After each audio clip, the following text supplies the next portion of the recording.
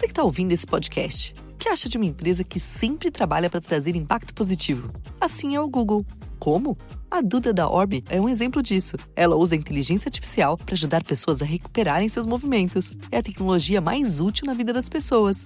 E tem o Jefferson da Tributei, que usa inteligência artificial para facilitar o dia a dia das empresas. Eles e milhares de empreendedores geraram mais de 188 bilhões com as plataformas do Google. Tem que ser bom para todo mundo.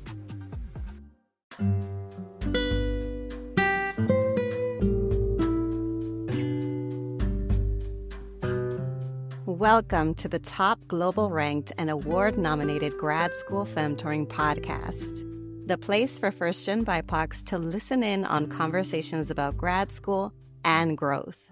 In this podcast, you'll learn about all things higher education, personal development, and sustainable productivity. This is Doctora Yvette Martinez-Vu, and I will be serving as your femtor, providing you with tips and tricks and everything else you need to know to successfully navigate grad school and beyond.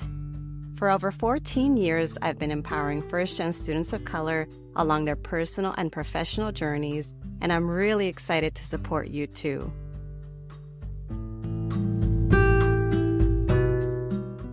Welcome back, everyone, to another episode of the Grad School Femtoring Podcast. This is your host, Doctora Yvette. Today, we are going to cover the topic of navigating grad school, podcasting, and a career evolution. Our guest is Allison Barham, and she is the host of the podcast Allison's Corner. Hailing from Atlanta, her passion for yoga, reading, and exploring diverse perspectives helps to fuel her curiosity-driven podcast in her corner of the internet. With an insatiable appetite for knowledge, Allison delves into topics ranging from life, love, and the everyday, inviting listeners on a journey of self-discovery and understanding.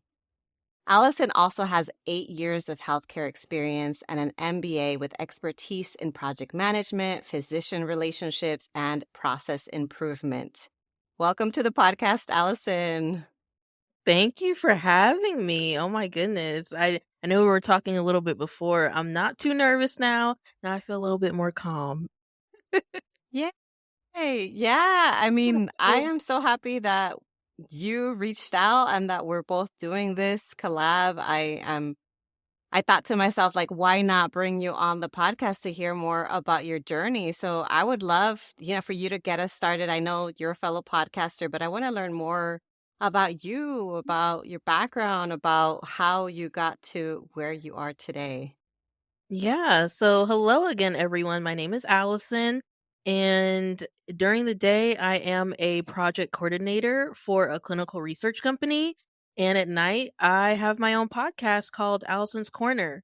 And pretty much what my podcast consists of, I'd say it's like my little corner of the internet about everything that's going on, in my life, in my mind, whatever topics that interest me or what we talk about. And my listeners seem to be interested in those same topics. Pretty much what I do in my 9 to 5 is with healthcare is having that ability to connect with people. So connecting with my colleagues, connecting with patients, connecting with, my supervisors. I mean, the same thing is true for podcasting, learning how to connect with people, with my guests, with my listeners, having that empathy and compassion for opinions that might differ from my own, and also gaining knowledge and insight that I may not have known because I myself don't know everything. So yeah, that's pretty much what I do on a daily or in a weekly basis as well, as far as everything is concerned. Yeah, I'm actually curious how you got into this career, into the healthcare industry, and also just curious how you landed there, knowing that you have an MBA. So can you walk us through that process of how you landed here? Yeah, so when it comes to being in the healthcare industry, I always wanted to work in healthcare from since I was a little girl. I graduated undergrad with a degree in biology, and initially I was pre-med. However, I decided that med school was not for me. And quickly after graduation, I got a job as an allergy tech at a doctor's office. So what my role consisted of was meeting with patients on a day-to-day basis, them telling me their symptoms, how their allergies had affected their life, and me administering allergy shots and immunotherapy medication, just having that camaraderie with the doctor, with the nurses who were on staff, doing all of that. And it was during that time I realized I still have a love for healthcare, but I don't think a patient facing role is for me because I'm naturally an introvert. I know a lot of people will be very confused by that. And I was like, what could I do outside of, what I'm currently doing? So I switched gears a little bit and I landed a role in a program coordinator, or excuse me, as a program coordinator at one of the local hospitals here in Atlanta. And it was there that I fell in love with healthcare management and healthcare administration. I loved being able to work behind the scenes, still being able to educate people, but it wasn't that direct face to face contact that I had had previously. And so when that happened, I said, now that I'm kind of interested in this, I want to know what graduate programs I can explore. And so I was looking and I thought that an MBA was something that I was really suited for, best suited for. And I decided to go for my MBA in healthcare management. And that's what, I graduated in December of 2021. And also while pursuing my MBA, I switched roles again. And where I currently am in the clinical research pharmaceutical space, really having that more hands-on, direct, I guess, connection with patients, but also still having that behind the scenes, facilitating, making sure things are taken care of, all of that stuff in the current role that I have.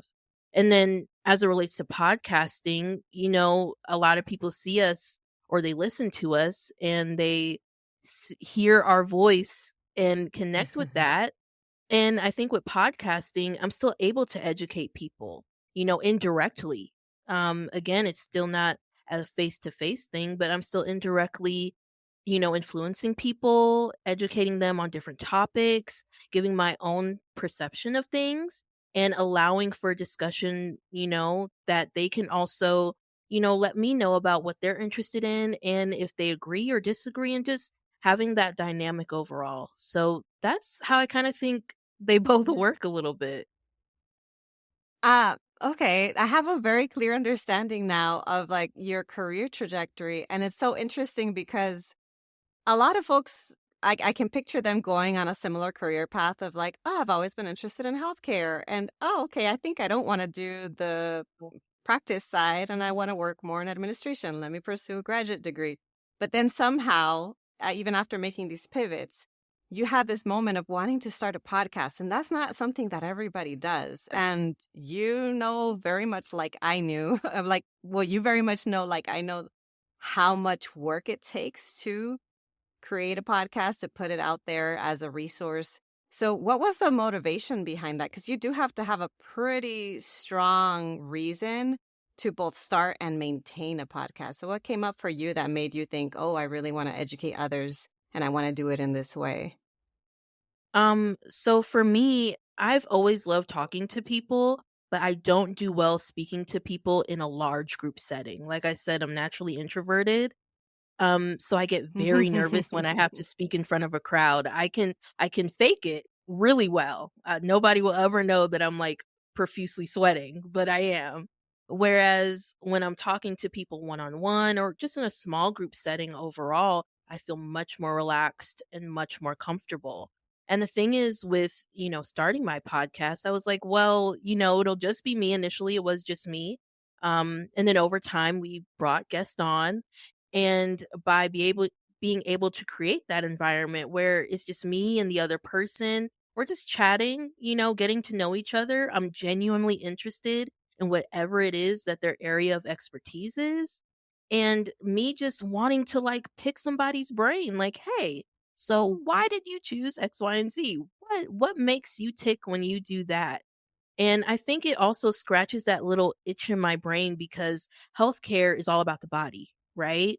So it's all about how this organ works, how this bone or this muscle works. What does this? How do you make that? It's all interconnected when it comes to the body. And I feel like it kind of scratches that itch when it comes to understanding how people tick psychologically and Mm-hmm. mentally, and kind of seeing how that all fuses together. So I always say healthcare for me, working in the healthcare field, I kind of understand the anatomy of things. And then working or doing my podcast is like the psychology behind all of that. So that's how I Mm-hmm. kind of intertwine the two a little. Yeah, that's great to hear. Um, I definitely can relate to what you mentioned about being introverted, about preferring to have discussions in smaller settings or one-on-one settings. And I also really love just learning from folks and hearing their stories and hearing their insights. And I'm a psychology nerd too, so there's that too. But I want to kind of go back to your MBA because there was a Mm-hmm. point where you realized I want to get a graduate degree.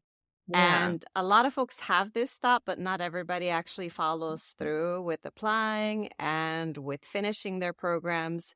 So I'm curious for you what challenges came up either during the application process or in the program that perhaps some challenges related to being a Black student, perhaps challenges just related to going back to school after having been working full time. That's a whole other challenge in and of itself. So, Mm-hmm. what's coming up for you in terms of those challenges?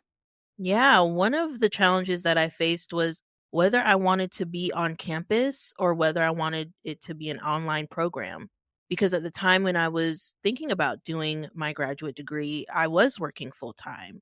So, like you said, did I want to stop working? Did I want to continue working? Did I want to actually be on campus and be surrounded by a group of students and really get that motivation from there? Or do I rely on myself and be more of a self-starter and really have that online program? Then I also thought about the resources that would be available to me if I was on campus. I would have the advising center, I would have the career center, I would have other students who were readily available. The professor is right there after class. I can just ask a question. Whereas online, it's a little bit different because, they have their hours of when you can contact them. They may or may not be online. It was definitely understanding that. So thinking about how I wanted to navigate that situation. And then also being a Black student and especially being a Black woman, I wanted to make sure it was a program in which I felt that I was going to be heard. That if I advocated for myself, will the things that I was bringing up, would they be taken seriously or would they be brushed aside? Were other students going to make fun of me if I made certain suggestions or asked a question, or were they going to make fun of how I speak or anything like that? Or were they going to be accepting of what I thought was maybe something different from their own? So I had a lot of questions as to what avenue I wanted to take. Eventually, I did choose an online program. I felt for my lifestyle, it was more fitting. I also feel like the program that I chose, they looked at my previous work experience and they accepted that over me taking the GMAT or the GRE. So a lot of programs were wanting me to complete an additional test, and I didn't want to have to pay for that. And so I was really happy when the school that, I applied to and got accepted into, they were like, "Oh, well, you have previous work experience, just take one or two business classes as an intro because I wasn't a business major before, and you're good to go. You're in our program. You already know about healthcare overall, so here you are." Which was really, really reassuring in that I picked the right choice and that it was definitely for me. My advisor at the time was very understanding. We also went through COVID during that time, and he understood just navigating what was going on with COVID and if I needed extra help. Professors were super understanding if, family issues came up for anybody, not just myself, if we needed a little bit more extra time. And being able to be given that grace, especially during a crazy time during our lives, was even more, beneficial for me overall. So yeah, that's some of the stuff that the challenges that I experienced or were thinking about when I was pursuing a grad program. It sounds like you had to do a lot of reflecting and figure out what your needs and priorities were, and even perhaps what some of your non-negotiables were. And you found a program that really worked for you. And it's great that the program was supportive enough that you were able to get through it, even during the start of COVID, when we all know the whole world kind of shut down for a while. So that's great to hear. Now that you have your MBA, now that you are in this profession, I'm curious how you have leveraged your project management skills, all the things that you've learned both from your schooling, from your many years of experience in healthcare. How have you used that to your benefit in your podcast too? Yeah, so with my MBA, it pretty much teaches us to be leaders in healthcare, not just in healthcare, but just in general. So the skills that I obtained, although they were more educational, it was really about advocating for ourselves, speaking up for other people. Healthcare is very service based. I think people tend to forget that. And it doesn't matter what umbrella you're working in the healthcare industry, there's always a service aspect associated with it. And so when it comes to now with my 9 to 5, when I'm working in clinical research, as somebody who works in the project management space, we have to be very detailed in our planning.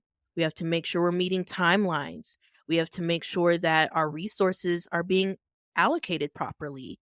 We have, quality control. We have data reporting. All of that goes on with project management in the clinical research space. And when we transfer that over to podcasting, it's the same exact thing. I have to meet my milestones and my timelines when it comes to recording. I have to make sure I have a set calendar when I'm creating my content. My social media manager and I meet all the time and trying to stay up to date as far as, okay, let's see what's working with this post. Or why did people resonate with this particular episode and maybe not this one? This one seemed to have gotten a little bit more traction when we're doing our reporting, our metrics and everything. We're looking at our downloads, our listens, who is listening where. Is it primarily in the US? Is it primarily outside of the US? Even with gender, is it more women who are listening? Is it more men? Is it more people who are non-binary? We go through all of that in podcasting. Resources as far as allocation, taking the time to invest in quality equipment, in quality software. When it comes to, quality control, I need to make sure that my final edits are perfect. I might have to listen to it 5 billion times, as much as I hate the sound of my voice and I'm sick of it. But I want to make sure if I'm going to produce something and something is going to be given out into the world, that it's perfect, at least perfect to me, because, my name is attached to it. So I think that's how I leverage all three of them, and they kind of weirdly combine all together. Yeah, yeah. I appreciate what a and careful, intentional, and even kind of tactful approach you take to your podcast, which is not something that everybody does with their podcast. And I think that's a sign of the fact that I think that you will be able to do this for a very long time to come, because you do need to have some sort of system in place. You have to have some sort of idea and goals to keep going. So that's really, really great. I'm also curious about your DEI advocacy work, or like how you have, if any, incorporated DEI work into your profession or into what you do in the podcast. Because I know that that's kind of something that we have in common. We're both pretty open about our identities. I like to make sure that there's some level of advocacy in my work. And maybe I might be assuming this, but I get the impression that that's true for you as well. So I'm curious kind of what thoughts come up for you when I mention this. Yeah, absolutely. So, with me being a Black woman, I definitely think that people who look like me or people who are BIPOC should be given the space to, be represented. In my 9 to 5, I work closely with our DE&I council. I'm a co-chair as far as one of our employee resource groups is concerned. I am a member of another employee resource group, and I work closely with our DE&I director in making sure employees feel welcomed in their space. Of course, corporate America doesn't always welcome people who are not white and who are not male. And unfortunately, in healthcare, a lot of times minorities are brushed aside. We hear all the time about, the maternal rates or maternal mortality rates, how Black women or Right. women of color, when they're going into labor and giving life, how they're not taken seriously. And just in other Mhm. avenues in healthcare, about when they express their pain or their symptoms, how they are largely ignored. So in my 9 to 5, I make sure that no, when it comes to clinical research in particular, that we have subjects who look like me. There's a lot of deep seated fear in the Black community when it comes to healthcare, and making sure that they know that they can participate in clinical trials, that that's something to their benefit. And, being an advocate for them and making sure that they see me in themselves. And then when that transfers over to my podcast, making sure that I uplift those same voices. The people that I continuously try to bring on are people of color or they're women. That is something that I'm really big on. I'm also the child of immigrants, and I also talk very openly about that. I'm proud to be a Jamaican or Jamaican Mhm. American, and I bring on people who might also be the child of immigrants or immigrants themselves. I think that's important that we understand our history and the history of others. So that's how I incorporate DE&I overall, and making sure that we amplify those voices, that they're not overlooked, and that them being experts in their field is something for them to be aware of or other people to be aware of, and that we are able to make sure that they are seen and heard as well. Yeah, I really appreciate everything that you said because what I'm hearing is that you remain committed to DEI efforts across the board and you're doing it in multiple ways. It's not just through your 9 to 5, it's also on the podcast. And it's not just your identities, but it's, a great kind of even the diversity of the folks that you bring in are folks even outside of your identity markers. So you're trying to amplify both voices on your podcast and then also help to advocate for folks who, like you said, maybe in their communities, they're feeling like they're afraid or discouraged to go to be in healthcare settings. I come from that kind of background. I didn't go to the doctor growing up. I didn't go to the dentist growing up. My parents were afraid we would only go to the doctor if we were dying, and that was the ER. And I know there's a lot of fear. And I am that person that I nearly died giving birth. So when you talk about the maternal mortality rate, it actually hits me hard because that could have easily been me. So I just want to say that like your work is so important and it's not overlooked in any way. And that I am fairly certain, not fairly, I am certain that you're making a big difference. So I just want to say I appreciate that. I appreciate everything that you shared just now. I'm curious for the future because I get the sense that you're a very multifaceted person. You're also not afraid to pivot. You are willing to try new things. And so I'm curious, like looking into the future, what what are some of the things that you're hoping to do? How do you plan to maybe bring in all your different areas of interest and expertise, whether it's the healthcare or project management, the MBA stuff, the podcasting skills? There's so much, and there's probably a lot more that you have yet to even cover right now of all the things that make you you and all the things that are your strengths and your skills. Where do you see that going? Like, what's your vision for the future or even in the next coming few years? Wow. Now you mention it and I'm like, wow, I really do a lot, don't I? I might need to You take a break. do. And I'm like, wow, I probably need to rest.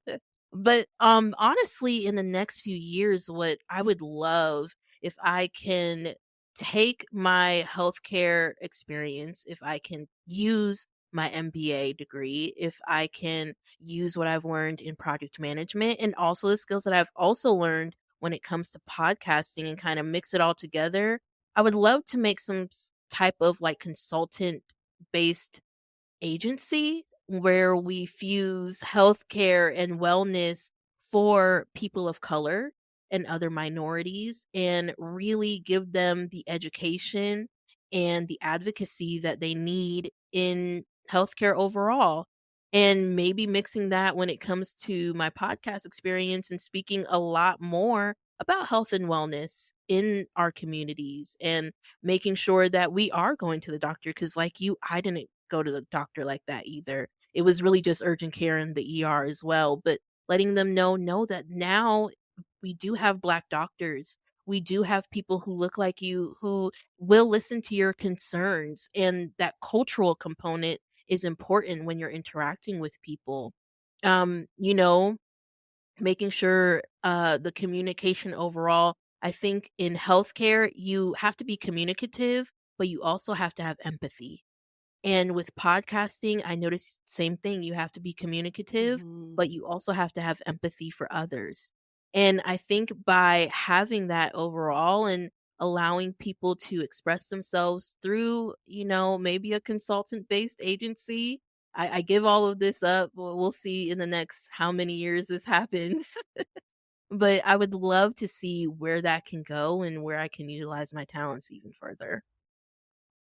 I love that. I can picture that happening actually sooner than probably you're even imagining. Like you could set this up and the next year or two, you're already just starting your own, consulting business or even getting involved with consulting agencies. We do need this kind of work, and I do believe in the power of broader impact of being able to Mhm. to help people beyond just one location or one organization. There's so much you can do, and that's one avenue for sure. Doing the consultancy. Yeah. I want to I have two more questions for you. One Go of them is ahead. I'm Go ahead. curious, what are the words of advice that you would give to someone? Primarily my audience is first gen BIPOCs, but to any listener, someone who's listening out there who maybe they too are considering pivoting or considering going back to grad school, or maybe they're already in a profession, they're getting that podcast itch. Just folks who are feeling a little bit iffy, but they know they want to start something new or do something else, and you've clearly done it. So, what words of advice would you give to someone who is in that stage right now? I would definitely learn how to just say yes to your fears. I think I did a whole year. I even talk about this on my podcast. It was our very first episode, crazy enough, where for a whole year straight, I said yes to everything that scared me. So if it scared me out of my mind, I was doing it regardless. And I'm so thankful that I did that because I would have never had my podcast. I would have never been where I am in my career or in my education. In getting my graduate degree, I probably would have still been like, I don't know. I don't think it'll work out. I'm not going to graduate. But I think saying yes to the things that scare you allow you to experience things. And a lot of times on the other side of your fear is success. I think we sometimes limit our own selves, unfortunately, whether that be societal or family or friends. But I think when we just push through that fear and just say yes, we end up realizing, like, hey, I'm capable of doing so much more than I had originally thought. So, to whoever is scared and not knowing what to do and is unsure where the next road in their life may lead, just say yes. Say yes, and you will be surprised by the doors that will open for you for sure. I love that. That actually reminds me of something that I did one year. It's not the same, but it just reminds me of it. There was one year that myself and two other friends, we decided to call it the year of 100. And what we did was each of us created a spreadsheet, and the goal was to get 100 no's. So just to apply to as many opportunities as possible and to get 100 no's, because if we got to 100 no's, there would be at least a couple of yeses, and those yeses would be worth it. So that's what we did. I didn't get to 100, but it opened me up to a lot more opportunities because I wasn't afraid of the failure. And similar to you, if in tackling that fear and saying yes to the thing that scares you, you're not letting that hold you back. So I love that. I really, really love that suggestion. Yeah. Is there any other question that you were hoping that I asked you? Or if not, do you have any other closing words? No other questions on my end, but I guess my only closing words when it comes to trying to navigate, implementing your degree or your graduate program and doing your 9 to 5 and then doing some type of side hustle. One thing that I just want to let people know is that you will be surprised at how everything in your life intertwines. I've always been told that, when things are happening, that you're always helping out, you're always doing this, all of these things. And I've been told that when people are constantly complimenting you on the same thing over and over and over again, and it's different people throughout different times in your life, that is your gift. And I just want to encourage anybody who might be wondering what their gift is or what they're talented in. If people are constantly saying, "Hey, you are an amazing writer. Your writing is great." Maybe that is your purpose in life. It may not be writing a book, but it might be in another avenue somewhere that you haven't even unlocked yet. If you're fantastic at painting and you hear all the time about, you're great at drawing, maybe you might be an artist in a way that you never thought possible. So just learn how to listen to those little tiny whispers, though sometimes those whispers are your guiding light. And yeah, I definitely think once people do that, they'll see how all these different things in their life all in some weird way just come together. I love it. It's hard sometimes to accept it. When you get the compliments, you're like, no, no. Yeah, I've been told, someone told me, a producer that I met once told me, you have a really great voice. And I just laughed because I was like, I couldn't accept it because it seemed silly to me. I was like, I can't believe this person complimented me. And then later on, I was like, wait, that's not the first time that someone said that. And I was like, maybe that's one of my talents or skills or gifts, or maybe that's why I have a podcast. Yes. But you Yes. reminded me of that even me to this day, even though I know to listen to that advice, I still sometimes forget or discount or don't accept those compliments. It's just a reminder to everybody that even if it feels silly to you when someone says something, take that take their word for it. Don't take your reaction, take their word for it, because they didn't just say it to be nice, they meant it. We don't I feel like for the most part when we give people compliments, I'm the type of person, I don't lie, I don't make it up. It's genuine. So trust those around you, especially people you trust when they're giving you those compliments. Yes, I agree. I agree. All right. So for folks who resonated with what you shared, who want to hear more from you, who want to connect with you or support your work in any way, shape, or form, what's the best way for them to reach you? Yeah, the best way for you all to reach me, you can reach me at our email address, which is allisonscornerpod@gmail.com. That is ALLISONSCORNERPOD@gmail.com. You can also follow us on our Instagram page at Allison's Corner Pod, spelled the same exact way. And you can also listen to Allison's Corner on all streaming platforms for podcasts whenever you are able to. So, yeah. Great. I'll make sure to put a link to the podcast in the show notes and any other resources that you would like to share. And I just want to thank you for your time. Thank you for coming on here. Thank you for sharing your story, your knowledge, your insights. I I really loved hearing, like I said, just the many facets of your identity and of your experiences. And I think that I love hearing those stories because sometimes a lot of us are pressured to just go one route or one trajectory and just stick to it, when there are some of us that want to do all kinds of things, and it's okay to pursue that as well. So I appreciate you. Thank you so much. Thanks so much for joining me in the Grad School Femtoring podcast. If you like what you heard, here are 4 ways you can support the show. The first is to make sure you're subscribed and leave a review on Apple Podcasts. If you email me a screenshot, I'll send you a surprise freebie. The second way is to get your copy of my free Grad School Femtoring resource kit, which includes essential information to prepare for and navigate grad school. You can access it at the link in today's show notes. The third way to support my show is to follow me on social media. You can find me on Instagram with the handle @GradSchoolFemtoring and on LinkedIn by searching my name.